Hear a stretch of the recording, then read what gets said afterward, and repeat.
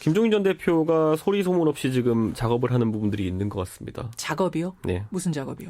뭐 작업이라고 한다면은 네. 제3지대라는 걸 지금까지 꾸준히 언급하셨고 어허. 그를 위한 개헌에 대한 언급도 많이 하셨지만은 그것이 어떤 구호에 그친 경우가 많았다면은 지금부터는 사실상 내가 이재명 시장 뒤에 서겠다라는 첫 번째 액션, 그리고 두 번째로는 앞으로 이 사실상 그 이재명 시장 뒤에 서겠다고 한 사실상의 선언 이후에 나온 이재명 시장의 정치적인 행동들을 예. 봤을 때 뭐 연대 이런 말들이 나오고 있지 않습니까? 그럼 어떤 새로운 하나의 정체를 구축하려는 것이 아닌가. 많은 사람들 모으고 있다라고 저는 이렇게 모으고 있다. 표현할 수 있는 것이 사실상 이재명 시장이 말했던 박원순 안희정 김부겸과 한우산을 쓰겠다라는 것은 예. 물론 이제 확대 해석을 경계한 입장에서는 서로 다른 얘기를 하겠지만 사실상 야당 내에서 문재인 후보와 겨룰 만한 어떤 정체를 만들겠다는 거거든요. 네, 힘을 키우겠다, 맷집 키우겠다 이렇게 그렇죠. 표현하셨어요. 그건 받아들여죠. 그러니까 네. 그러다 보니까 아무래도 뭐 이 부분에 대해 가지고 뒤에 그러면 이제 정치 세력화가 필요한데 세력화를 위해서는 더불어민주당 내에서 어느 정도 좀 표현이 이상하긴 하지만 지분을 가지고 있는 분이 있어야 될 것이고요. 조직을. 네, 그런데 가장 이제 떠오르는 게 지금 더불어민주당 내에 물론 그 친문계라고 하는 분들도 있겠지만은 반대로 이 손학규 의원을 좀 친하게 지내는 분들, 그리고 또 김종인 대표가 이번에 전문가로서 영입한 분들, 이런 집단들이 존재하기 때문에 이 집단들이 아마 손잡을 거다. 예, 손잡고 어떤 다른 어떤 지향점을 내세운다면은 정계의 변화가 올 수도 아마 있을 겁니다. 더불어민주당 안에서요? 아니면 제3지대로 나가서요? 그러니까 많은 분들이 하시는 말씀이 뭐냐면 김종인 대표가 이제 비례대표 의원의 신분이기 때문에 예. 당을 박차고 나가기는 어려울 것이다라고 하는 분들도 있는데 그렇죠. 그거는 김종인 대표를 너무 과소평가하는 겁니다. 예. 그래요? 대선 국면이 시작되면요.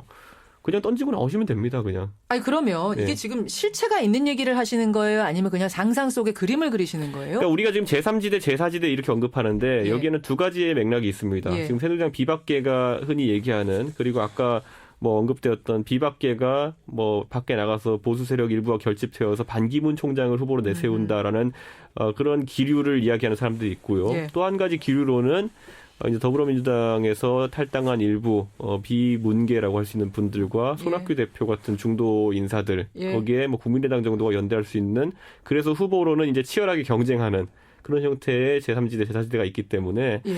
제가 봤을 때는 둘 다 지금 현실성 있는 대안이라고 보고 현실성 있고요. 있는 특히 얘기다. 이재명 시장의 지지율이 가파르게 상승한 상황에서 저는 개인적으로 이렇게 생각합니다. 지금 시점에서 이건 다른 거 하나도 안 따지고 제가 그냥 객관적으로 봤을 때 이재명 시장의 지지율이 15%를 돌파하는 순간부터 네. 이재명 시장이 독자 출마하지 않을 이유가 없습니다. 이제 돌파했거든요, 사실. 아니, 돌파했잖아요. 예. 그러니까 독자 출마를 하지 않을 이유가 없게 된 것이고 공교롭게도 그 시점에 여러 전략가들이라든지 아니면은 여러 연대 언급이 나온다는 거는 꽤 유의미한 움직임으로 좀 보고 있고, 그래요? 이걸 한번 살펴보시면 돼요. 지금 보시면 예, 정치 예. 지형상 예. 이번 대선에 보수가 약간 어렵다라는 인식이 지금 있습니다. 그렇죠. 그래서 진보가 당연히. 이번 선거 이기 쉽다는 인식이 있으면은 예.